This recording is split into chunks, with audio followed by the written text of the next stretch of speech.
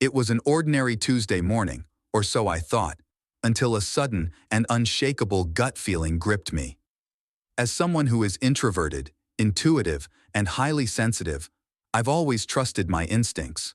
They've rarely steered me wrong.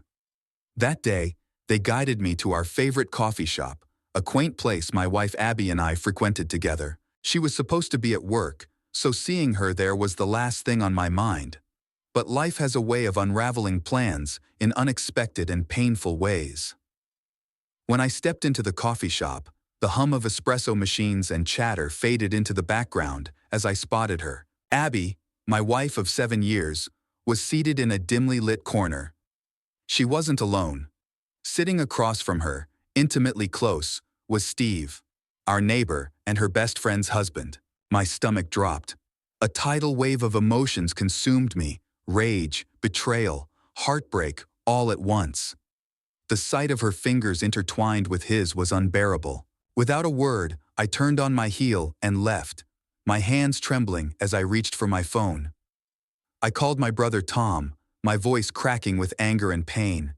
My initial impulse was to storm back inside and confront them, but Tom, ever the level-headed one, urged restraint. His advice calmed me enough to think more clearly.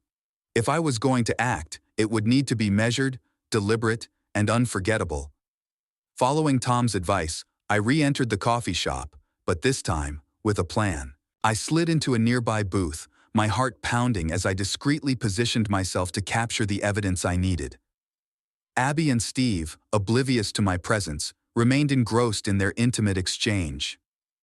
The sight was like a dagger to the heart, but I steeled myself, waiting for the perfect moment. When it came, I snapped a photo. My hands shook as I sent it to Tom, his quick reply of "perfect" offering me a strange, fleeting sense of validation. Exiting the shop, I took a deep breath, my thoughts already racing toward what I'd do next. For the next few days, I kept my composure around Abby, though it took every ounce of restraint I had. She noticed something was off, asking if I was okay. I brushed it off, attributing it to one of my sensitive days, knowing she'd buy the excuse. Inside, though, I was consumed by the weight of what I'd seen and the evidence I now held.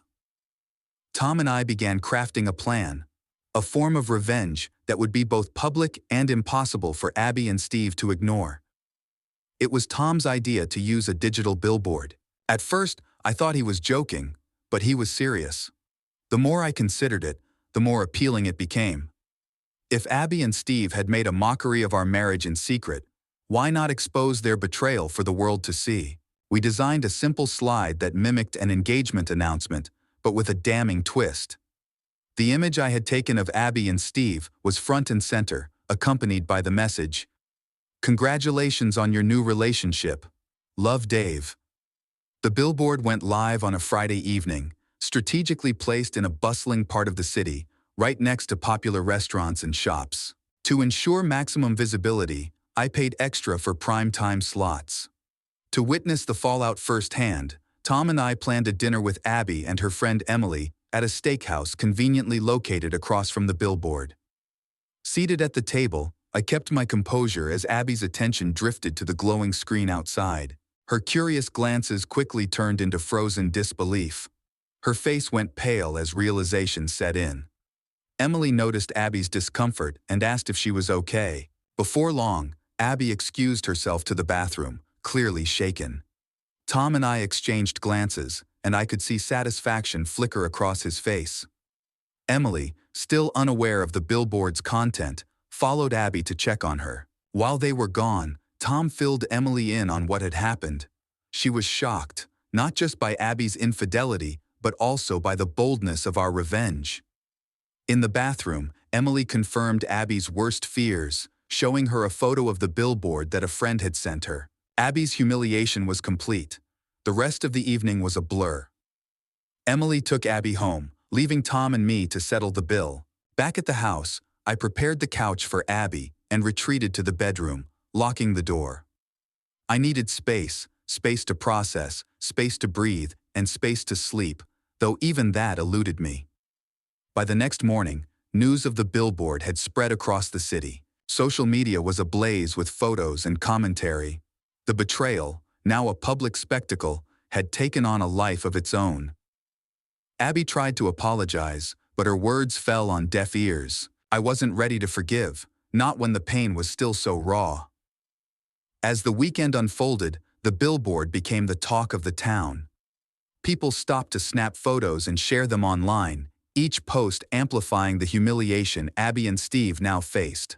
By Sunday morning, it seemed everyone knew, and the whispers reached every corner of our social circles. Abby, devastated by the exposure, begged me to take the billboard down. Her embarrassment and regret were palpable, but I stood firm. I had paid for a week, and I wasn't about to let her off the hook that easily. Behind her apologies, I sensed a mix of emotions: shame, guilt, and a desperate hope for reconciliation. But my mind was clouded by memories of her betrayal. I couldn't help but wonder if this was the first time, or just the first time I had caught her. The doubts were maddening. On Monday, I took the first real step toward reclaiming control of my life. I filed for divorce. There was no rage or heated argument in the courthouse, just a cold, calm resolve. Abby, realizing the finality of my actions, broke down in tears. But I didn't waver. Her pleas for forgiveness didn't change the fact that trust between us was irreparably broken. By midweek, Steve's wife, Annie, had also filed for divorce. Unlike me, she received no apology or explanation from Steve, who disappeared from the neighborhood entirely. While his absence left a bitter taste, knowing he had to face the consequences of his actions alongside Abby gave me some solace. On Wednesday, Abby managed to convince the advertising company to remove the billboard early. Despite this small victory, the damage was done. Our marriage was over, and her affair had become a public scandal. The fallout extended beyond us. It fractured friendships, strained relationships, and cast a shadow over our community. By the end of the week, Abby moved out of the house and returned to her parents. I found myself alone in the quiet aftermath of the storm. For the first time in years, I had space to reflect, to process what had happened, and to begin rebuilding. While some might call my revenge excessive, I found a strange sense of closure in exposing the truth. Abby's betrayal had shattered my world, but in taking control of the narrative, I reclaimed a piece of my dignity. In the months that followed, life took on a different rhythm. The dust from the scandal settled, but its effects lingered. Abby, now living with her parents, reached out occasionally, her messages filled with regret and pleas for forgiveness. But I couldn't bring myself to respond. For me, her betrayal was a bridge burned, leaving only ashes where trust and love once stood. Steve and Abby's brief affair dissolved as swiftly as it had been exposed. Their lives became separate cautionary tales, hers of shame and self-reflection, his of cowardice and avoidance. Neither had anticipated the sheer weight of their actions, nor the ripple effects it would have on everyone around them. For me, the road to healing was a mix of solitude and self-discovery. I threw myself into work, hobbies, and the support of my brother Tom, who stood by me throughout the ordeal. Though I carried the scars of what happened, I began to see the possibility of life beyond betrayal. Reflecting on the billboard, I questioned if I had gone too far. Publicly exposing Abby's infidelity had satisfied my anger, but left collateral damage in its wake. Her humiliation spread not just to her, but to Annie, who had done nothing to deserve the public spectacle. My apology to her was sincere, though I knew it could never fully erase the hurt. One day, while out for a walk, I met someone, a stranger with an easy smile and a calm presence. It wasn't love at first sight or some whirlwind romance, but it reminded me that there is life after heartbreak. Though I don't know what the future holds, I've learned that betrayal doesn't define you unless you let it. Forgiveness of others and yourself isn't about excusing the past. It's about letting go to make space for what's next. What would you have done in my place? Share your thoughts in the comments, and don't forget to subscribe for more thought-provoking stories like this. Thank you for listening.